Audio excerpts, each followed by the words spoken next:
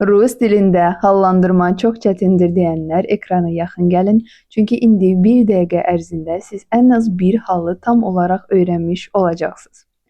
Deməli, rus dilində ən asan hal yerlik hal olacaq və mən indi sizə deyəcəm niyə. Amma öncə demək istəyirəm ki, bu hala aid mən çalışma paylaşacağam axşam. Ona görə əgər məni yeni kəşf eləmisinizsə, o zaman abunə olun ki, axşamki çalışmanı qaçırmayasınız və özünüzü yoxlaya biləsiniz. Yerlik hal niyə asandır? Çünki 90-95% hallarda sonunda ancaq bir şəkilçi olacaq. Bu da olacaq Y hərfi, yerlik, yəni Y hərfi bu şəkildə də yadda saxlaya bilərsiniz.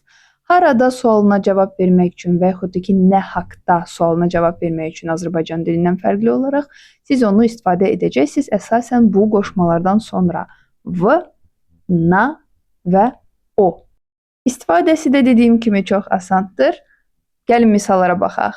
V ofisi, na okне, a семье. Gördüyünüz kimi mən müxtəlif cinslərdə sözləri götürmüşəm və hamısında sonunda Y hərfi oldu. Yerlik haldan bir sıra sözlər var ki, istisnadırlar, sonunda Y olmayacaq. Əgər bilirsinizsə söhbət hansı sözlərdən gedir, şərhdə öz misallarınızı yazın.